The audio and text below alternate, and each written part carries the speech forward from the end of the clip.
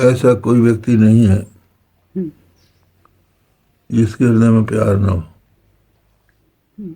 है ना। एकदम सही।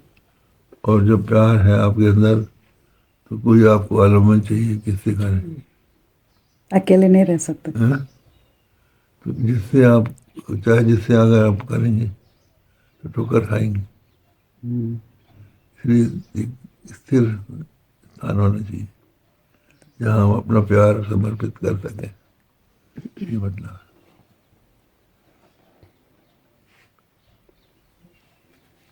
अपने यहाँ जो विवाह संस्था थी उसका उद्देश्य यही था कि मनुष्य नियंत्रित हो जाए, कि अपनी भावनाओं को बिखेरे नहीं,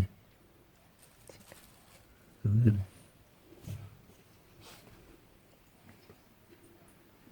एक जगह केंद्रित हो जाए। अगर अनेक जगह आपका मन जाएगा तो आप अशांत हो जाएंगे।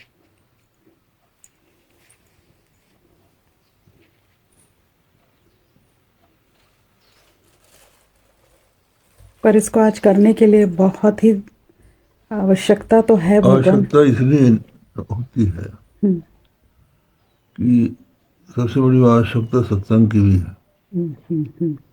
मनुष्य को अपने जीवन का कुछ समय अच्छे काम में लगाना चाहिए, अच्छे पुरुषों के पास बैठना चाहिए। तो सत्संग में बैठने से बहुत सी बातें समझ में आती हैं। हमारी जो जीवन धारा है, मनुष्य अगर सत्संग न हो तो प्रकृति परतंत्र हो जाता है।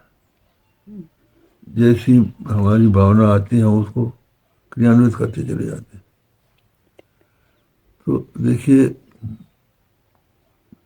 आप नदी को पार करना चाहते हैं तो अगर आप हाथ पैर चलाते रहेंगे तो पार हो जाएंगे, और अगर लकड़ी जैसे हो जाएंगे तो बह जाएंगे, है ना। ये आपसे ज्यादा और कोई नहीं जानता। अब इस पार से उस पार तो होते ही थे नर्मदा में। समझाने का तरीका बहुत से समझ में आता धीरे है। धीरे आप पार कर जाएंगे। ये हाथ पैर चलाना जो है यही है कि हम अच्छे संस्कार अपने अंदर लाए। अच्छे संस्कार अच्छे संपर्क से आते हैं। मनुष्य एक अनुकरणशील प्राणी है। वो जैसा दूसरों को करते हो उसके व्यक्तित्व का निर्माण उसके उसकी परिस्थिति करती है, आसपास का वातावरण करता है। तो जैसे लोगों के बीच में बैठता है, जैसे लोगों की बात सुनता है, और वो जैसा बनना अपने जीवन का लक्ष्य बना लेता है, वो उसी रास्ते पर चल पड़ता है कि नहीं। तो ऐसी स्थिति में हमारे यहाँ अच्छे भी, हमारे मन में अच्छे भी संस्कार हैं, बुरे भी हैं। तो अगर हम बुरा संग करेंगे तो बुरे संस्कार उत्पन्न होंगे, और अच्छे संग करेंगे अच्छे संस्कार उत्पन्न होंगे।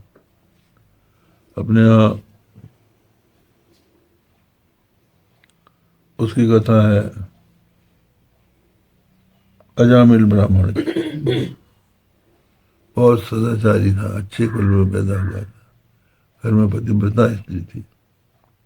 एक दिन जंगल में लकड़ी लेने गया और उसने कुछ लोगों को दुराचार करते देखा, तो वो संस्कार बन गया। तो वो वहां जाने लगा। माता पिता ने रोका, कुछ दिनों पत्नी ने रोका, कुछ दिन तक तो शर्माया, बाद में बेशर्म होके वहीं रहने लगा। और फिर पाप पूर्ण जीवन शुरू हो गया। इतना भयंकर पापी हुआ कि उसके पाप का कोई अंत नहीं हुआ। अब देखिए, इतना गिरा हुआ आदमी। एक दिन कुछ महात्मा लोग आए। महात्मा लोग जा रहे थे तीर्थ यात्रा के लिए, रात को विश्राम करना था। तो उन्होंने लोगों से पूछा कि भाई कोई अच्छे आदमी का घर हो तो रात बिता ले। तो वो बदमाश थे, उन्होंने कहा हाँ एक बड़े पंडित अजामिल हैं, उनके यहाँ आप चली जाइए।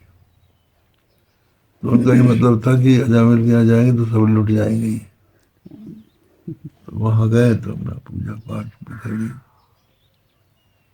कोई घंटी बजा रहा है, कोई ध्यान कर रहा है।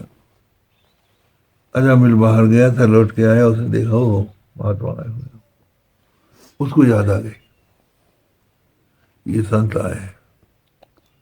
तो उन्होंने देखा तो कहा, अरे पंडित जी आप भी अजामिल पंडित हैं? अरे कहा महाराज, कैसे कहते हो, मैं तो अधम हूँ, इसलिए योग्य नहीं हूँ। और आपको आए, आप कैसे आए? भाई हमको लोगों ने ऐसा बताया था। तो उसके अंदर अच्छे संस्कार आ गए केवल दर्शन से। तो उसने कहा, फिर हमारे उद्धार का क्या रास्ता है? तो उन्होंने कहा कि फिर ऐसा है, तुम साधन तो करोगे नहीं, तुम अपने लड़के का नाम नारायण रख देना। तो नारायण नाम रख दिया।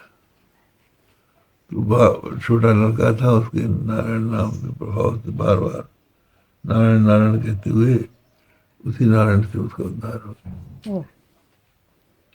सत्संग, थोड़ी देर का सत्संग, वो हमारे जो संस्कार, जैसे आपके टेप होता है, टेप में शब्द भरे होते हैं, जहाँ सुई छू जाती है वो शब्द निकलने लगता है। तो सुई क्या है? सत्संग है। तो जब हम बच्चियों को शादी करके ब्याह करके देते हैं, आपने जैसे कहा एक चिप ऑलरेडी उसके अंदर डाल दिया है, थोड़े समय के लिए लगता है कि ये लोग कुछ नहीं करते हैं, याद भी नहीं करते, पर जैसे आपने कहा एक बार वो हो जाता है ब्याह और माँ बन जाती है, तब वो चिप पूरी एक्टिवेट हो जाती है अंदर से, वो संस्कार उत्पन्न होते हैं होती है कि हमारे माँ बाप किस रास्ते पर चलते थे। सच्ची बात जो होती है उस समय आग्रह बस मनुष्य भले ही न माने, लेकिन वो दिल में बैठ जाती है और कुछ दिनों के बाद उसकी समझ में आता है कि वो ठीक कह रहे थे, वो जागृत होते हाँ? हैं।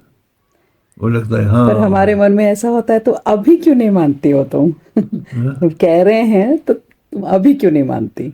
पर वो थोड़े देर के बाद ही उनकी वो बात क्या है कि जिस समय प्रवाह जोरों का रहता है उस समय आप पार नहीं कर सकते, धीरे धीरे पार होगा। तो भगवान माँ के मन में ऐसा है कि हम सब कुछ डाल दे इसके अंदर और ये सही सही करे। ये थोड़ा सा हाँ, तो वो तो ऐसा है कि समय समय देखते हैं। निर्भर और आचरण प्रभाव डालता है। अब आप देखिए कि आप अगर नहीं भी रहेंगे, आपकी लड़कियां रहेंगी, तो वो ये तो सोचेंगे कि ये हमारी माँ की जाति कहाँ थी, कहाँ से शांति प्राप्त करती थी, जब उनको शांति होगी। पूछती है मेरे को प्रियंका, हाँ, अगर आपको, मैं पूछती क्यों जाते हो, मैंने कहा मेरी हैप्पीनेस के लिए, शांति। बोलते यहाँ नहीं मिलता आपको, तो आप यहाँ सिडनी में रह के करिए। हमने कहा नहीं, हमें अपना गुरु का आश्रम में जाना। तो कई बार ये चर्चाएं होती है भगवान, होती है। वो उनको भी डर लगेगा कि जब उनको शांति होगी संसार में, तो आएंगे ये। तो अब देखिए ना, संसार के लोग जो हैं शांति कहाँ पर देते हैं, वो तो डरवाते हैं। हाँ, हर आदमी भयभीत प्रयत्न करता है, एकदम से। ऐसा करो नहीं, ऐसे हो जाएगा तुम्हारा, समझे नहीं? अपने लोग भी डरवाते हैं, वो भयभीत करते हैं, भयभीत करके ही हमें अपने अनुकूल करना चाहते हैं। एकदम से।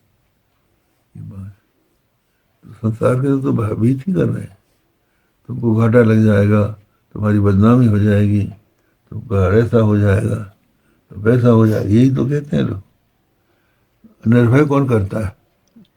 निर्भय तो गुरु ही करेगा। निर्भय तो तभी गुरुजी तो करेंगे, एकदम सही बात है।